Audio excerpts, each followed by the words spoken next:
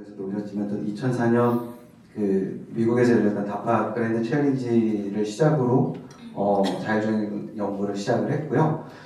국방 쪽에 이제 무인 전투 차량 개발에서부터 이제 우리나라 레벨 4 처음에 만들었던 이제 제로 셔틀을 개발하고 판교 제로시티라는 자율주행 실증단지 조성을 총괄 리더를 하면서 자연스럽게 시간이 지날수록 그 자율주행 연구라는 부분 자체도 머신러닝이나 딥러닝 쪽을 할 수밖에 없었고요. 그러면서 그 와중에 결국에는 데이터가 그 핵심에 있다라는 인사이트를 가지고 2020년에 지금의 에이모로 합류해서 오늘 말씀드릴 기술과 솔루션을 개발하게 됐습니다. 네, 회사에 대한 소개인데요. 네, 이거는 그냥 간단하게 그냥 넘어가도록 하겠습니다. 네, 제품도 뒤에 또 계속 설명 나오는 것들 보시면 이해될 것 같아서 반복적인 내용일 것 같아서 넘어가도록 하겠습니다. 저희 고객사들인데요. 고객사는 제가 잠깐 좀 말씀을 드려야 될 것 같아요. 저희는 주로 고객들은 이런 자동차 쪽 분야, 자율주행 쪽 분야가 대다수를 차지하고 있는데요. 역시 시대적인 흐름을 고객들도 타는 것 같습니다. 최근에는 이쪽 AX에 대한 분위기 때문에 그런지 AI로 전환하고자 하는 이제 많은 신규 고객들이 다양한 도메인에서 저희 고객들로 좀 확보되어 가고 있고요.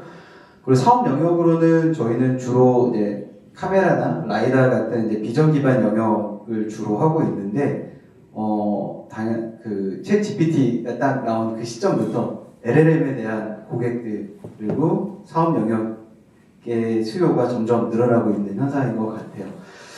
네, 그래서 역시나 우리나라의 지금 이런 모든 흐름들은 아까 최강훈 박사님께서 말씀해 주신 것처럼 이런 AI 어플리케이션을 넘어서 이제 에이전트 시장으로 또 가고 있다라는 게 고객들의 입장을 봐서도 느껴가는 것 같습니다. 네, 본격적으로 기술에 대해서 좀 말씀드리겠네요. 제가 어떻게 보면 최초의 이런 데이터로 전환할 수 있었던 계기가 될 수 있었던 내용이라고도 같이 보실 수 있을 것 같아요. 아실지 모르겠지만 자율주행 레벨이라는 게 있습니다. 자율주행 0에서 5까지 이제는 다들 아실 거라고 좀 생각을 해요. 그래서 당연한 얘기일 수 있는데 자율주행 레벨이 올라가면 올라갈수록 인지해야 될 대상은 늘어날 수밖에 없고요. 증가할 수밖에 없고 그리고 해결해야 될 문제의 난이도 또한 매우 높아질 수밖에 없습니다. 당연히 그렇게 되면 데이터 여기서도 보이겠지만 레벨 3가 이제 양산이 되는 이 시점부터 데이터가 급격하게 올라가는 것들을 볼 수가 있어요. 이 데이터가 급격하게 늘어나는 것만의 문제가 아니라 이 자율주행 레벨이 올라가게 되면 이 엣지 케이스에 대한 발생량도 엄청나게 많아집니다. 앞서 말씀드린 것처럼 데이터 해결해야 될 문제의 난이도가 높다는 것은 자율주행 시나리오 자체의 복잡성이 높아질 수밖에 없다는 거거든요. 복잡성이 높아진다는 건 당연히 그 안에서 발생할 수 있는 엣지 케이스에 대한 상황도 많이 늘어나는데요. 이 그래프에서 보는 것처럼 엣지 케이스라는 것들은 매우 지속적으로 간헐적으로 적은 소량의 데이터들로 발생을 합니다. 그래서 상황의 난이도 복잡도가 높아진다고 한다는 건 그만큼 엣지 케이스를 수집하기 위해서 불필요한 데이터를 수집해야 되는 양도 엄청나게 많아지고 그 시간 또한 매우 길어질 수밖에 없다는 겁니다. 이렇게 데이터의 양이 늘어난다는 거에 또 하나의 문제는 뭐냐면 데이터를 준비하는 부분에 있어서 특히 가장 데이터 준비에 있어서 높은 비용을 발생하고 있는 게 레이블링 쪽이거든요. 이 레이블링 데이터 비용이 너무 높아질 수밖에 없어요. 그리고 또 하나는 데이터량이 늘어난다는 것은 모델 학습에 대한 인프라 비용도 늘어날 수밖에 없습니다. 결국 이런 종합적인 이유로 우리는 자율주행 레벨이 한 단계 올라가는 것 자체가 그냥 단순히 똑같은 비용이 증가한다라고 생각할 수 있지만 그렇지 않습니다. 매우 익스포넨셜하게 이 데이터 그 비용은 증가할 수밖에 없고요. 이런 과정 중에 자본력이 없는 회사들은 당연히 마지막 상용화 단계 이 그래프에서도 보는 것처럼 여기까지는 누구든지 갈 수가 있어요. 근데 특히 자율주행이라는 분야는 안전이 가장 우선시이기 때문에 이 과정, 엣지 케이스를 찾아나가는 이 과정이 이 긴 시간을 버텨야지만 결국 자율주행 레벨 하나를 올릴 수가 있는 거거든요. 근데 이 시간을 가기 전에 결국에는 많은 회사들이 어려움을 겪게 될 수밖에 없습니다. 그래서 현실적으로 이런 부분들을 뭐 AI에 대해서 정부에서 많은 지원을 해주겠다, 뭐 한다고 하지만 실제 현실 세계에서는 이 기간을 못 버티는 기업들이 많고요. 그래서 조금 더 정부가 이런 부분에 있어서도 좀 더 고민을 해보고 그냥 단순히 인프라만 확충을 해준다, 지원해준다라는 개념보다는 조금 더 이런 깊숙한 레벨에서의 고민이 필요하지 않을까? 이런 얘기도 한번 좀 드려보고 싶네요. 어쨌건 저는 이러한 고민들을 가지고 당시에 이제 공공에 있었으니까 조금 더 이러한 부분들을 기술적으로 풀어서 많은 기업들이 같이 좀 생태계를 공존했으면 좋겠다라는 차원에서 이런 데이터 최적화라는 전략을 가지고 시작을 했었습니다. 4가지의 최적화 전략이었었는데요. 첫 번째는 뭐 많이들 아실 거예요. 이제는 왜냐면 뭐 4대 석학인 앤드류 응에 의해서 많이 알려진 이 데이터 센트릭 AI 접근법을 적용하는 부분이었습니다. 데이터 센트릭 AI는 모델 그 성능에 대한 그 효과적인 개선을 할 수 있는 접근법이기도 하지만 모델 성능에 유효한 데이터를 스몰 데이터로 잘 선별을 하고 학습하고 평가하고 하는 이 과정을, 이 반복적인 과정을 자동화된 파이프라인으로 구축할 수만 있으면 매우 효과적으로 최소한의 데이터로 모델 성능 개선을 할 수가 있다는 이점을 가지고 있습니다. 또 하나는 대부분의 이런 데이터셋을 만드는 과정에 있어서 이 데이터 큐레이션, 그러니까 데이터를 선별하는 과정을 라벨링을 한 이후에 이 큐레이션하는 과정의 프로세서를 사용을 하고 있어요.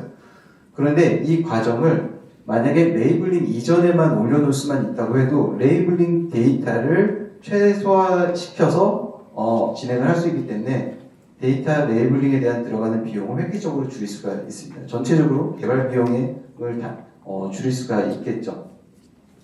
이게 두 번째 전략이었었고요. 세 번째 전략은 이건 조금 이제 자율주행에서 좀 많이 하고 근데 보편적으로 쓸 수 있기도 합니다. 자율주행에서는 이 ODD라는 게 되게 중요한 개념인데요. 오퍼레이셔널 디자인 도메인의 약자입니다. 이렇게 생각하시면 될 것 같아요. ODD라는 거는 자율주행 시스템을 설계함에 있어서 자율주행 시스템이 안정적으로 운영될 수 있는 어떤 조건, 범위라고 보시면 될 것 같아요. 그래서 이 ODD 지금 현대자동차에서 예를 들어서 레벨 3를 나오는데 ODD 조건이 이 자율주행 시스템은 고속도로에서만 할 수 있어. 그리고 고속도로 밖에서는 자율주행이 안 돼. 라는 것들도 다 ODD로 정의를 하는 거거든요. 그래서 레벨 5가 되면 ODD가 무제한이 됩니다. 그래서 모든 조건을 다 이제 자율주행으로 극복할 수 있다라는 전제가 되는 거고요. 그런데 이러한 ODD를 저는 데이터에 접근하는 방법으로 봤었습니다. 그래서 ODD 텍소노미라는 표준 분류 체계가 존재를 하고 있고요. 거기에 최상단 레벨에는 이런 공간적인 요소, 환경적인 조건, 동적인 요소 이러한 부분들로 전체 한 140개 이상의 어떤 속성 조건으로 이런 분류 체계가 만들어져 있어요. 그래서 이런 분류 체계를 가지고 데이터를 큐레이션을 할 수 있으면 어떤 개발 목적에 맞게 나는 굳이 야간에 자율주행을 할 필요가 없는데 야간 데이터를 받을 필요가 없겠죠. 이런 ODD 조건으로 내가 필요한 데이터를 큐레이션 할 수 있는 그런 전략을 가질 수가 있습니다.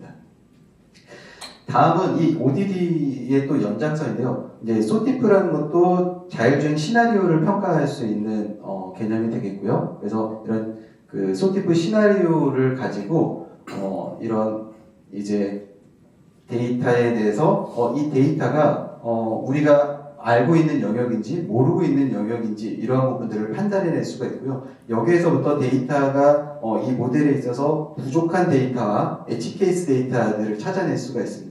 그럼 이렇게 찾아내는 데이터들의 속성 조건을 가지고 이 속성 조건을 ODD 분류 체계 안에 넣어서 어떤 속성 조건이 우리에게 부족하고 이 데이터의 속성 조건을 만족시키면 모델 개선이 가능해 라는 전략을 찾아낼 수가 있겠죠.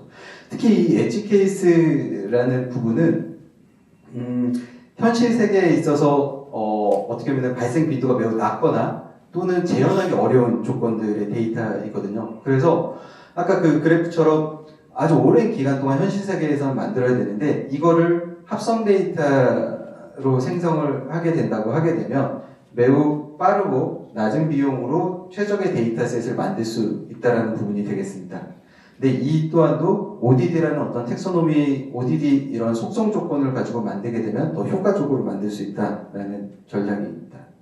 이렇게 네 가지의 전략을 가지고 제가 이제 개발한 부분이 이제 에이모코어라는 부분이 되겠고요. 이 에이모코어는 이런 5개의 솔루션으로 이루어져 있습니다. 그래서 데이터 수집에서부터 그다음에 모델 어떤 배포까지 AI 개발 전주기에 대한 부분을 데이터 센트릭 AI 기반으로 설계를 한 플랫폼이다라고 생각하시면 될 것 같습니다. 이제 이 에이모코어 안에 들어가 있는 5가지 솔루션에 대해서 하나하나씩 말씀을 드리겠는데요. 우선 스마트 엣지라는 부분은, 스마트 엣지는 데이터를 자동 수집할 데이터 수집 자동화 솔루션이라고 보시면 될 것 같아요. 그래서 이런 ODD를 데이터를 수집하면서 ODD를 바로바로 트리거링할 수 있는 모델이 들어가 있는 온디바이스 AI와 그리고 수집된 데이터들을 실시간 클라우드로 보내고 또 클라우드에서는 그런 데이터들을 가지고 파인 튜닝을 해서 이 ODD 트리거링 모델을 배포하고 업데이트할 수 있는 HI로 이렇게 구성되어 있는 솔루션이라고 보시면 될 것 같고요. 원래 동영상인데 이게 PDF라서 이렇게 안 보이는데요. 실시간 저희가 이제 이런 엣지 디바이스를 가지고 이제 들어가 있는 이제 ODD 트리거링 모델들이 이제 사람이 직접적으로 계속 수집을 하는 것이 아니라 모델이 스스로 트리거링을 하고 저런 우리가 이제 조건에 맞는 데이터들만 바로바로 트리거링해서 수집할 수 있는 구조가 됩니다. 실제 저렇게 되면은 거의 최소 60% 이상 데이터를 줄일 수 있는 효과를 나타낼 수 있습니다. 다음은 이제 스마트 큐레이션이라는 부분이고요. 스마트 큐레이션은 데이터 큐레이션 자동화 솔루션이라고 보시면 될 것 같아요. 여기에도 똑같이 이제 ODD 텍소노미가 적용이 되어 있는데요. 수집된 데이터에서 ODD 텍소노미를 기반으로 해서 어떤 속성 정보를 추출할 수 있는 메타 추론 모델이 있습니다. 그래서 이 메타 추론 모델을 가지고 수집 데이터에 대한 메타 데이터를 생성을 하고요. 그리고 나서 그거를 임베딩 모델을 이용을 해서 우리가 그 최적의 데이터를 선별하고 이런 밸런싱 할 수 있는 솔루션을 제공하고 있습니다. 네, 다음은 스마트 레이블링이고요. 스마트 레이블링은 이름 그대로 레이블링을 모델을 이용해서 자동으로 레이블링을 하거나 이런 검수를 자동으로 할 수 있는 솔루션이고요. 주로 이제 이런 비전 쪽의 데이터들을 주로 많이 하고 있어서 비전 쪽에 관련된 바운딩 박스라든지 아니면 키포인트라든지 세그멘테이션이라든지 이런 부분들을 모델 유형 어노테이션 유형별로 모델로 자동으로 레이블링을 한다라고 보시면 될 것 같아요. 네, 다음은 스마트 신세시스입니다. 그 스마트 신세시스는 앞서도 말씀드렸지만 저희가 이제 이런 엣지 케이스를 이제 찾게 되면 그것들을 ODD 속성 정보로 해서 부족한 데이터나 어떤 그 요소들을 그 부족한 속성 요소들을 가지고 합성 데이터로 생성을 하게 되는데요. 주로 이렇게 보시는 것처럼 주간 데이터보다는 야간 데이터 쪽에 대한 부족 데이터나 엣지 케이스가 많이 발생을 하고 있고요. 그리고 날씨에 대한 악천후에 대한 부분들 아니면 희소 클래스 또는 어떤 돌발 상황 시나리오에 대한 부분들 이런 부분들을 이런 생성형 AI의 다양한 기법들을 통해서 대량으로 생산하고 증명할 수 있는 솔루션이라고 보시면 될 것 같아요. 실제로 이거는 저희가 글로벌 OEM사들하고 프로젝트를 진행을 했었던 어떤 데이터들이고요. 테슬라도 지금 그렇고 많은 기업들이 이런 모델 학습을 위한 데이터를 리얼에서 수집하기보다는 이렇게 합성 데이터를 통해서 생산해내고 있는 부분들이 많이 있습니다. 그래서 저희들이 이걸 좀 효과적으로 활용하고 있는 상황이고요. 뭐 이렇게 로드킬 같은 것들도 실제 재현한다는 건 참 어려운 부분이기 때문에 이러한 부분들로 데이터를 생산해내고 있습니다. 네, 다음은 이제 스마트 모델이라고 해서 어떻게 보면 MLOps라고 보시면 될 것 같아요. 네, 모델 학습 평가 배포를 위한 솔루션이고요.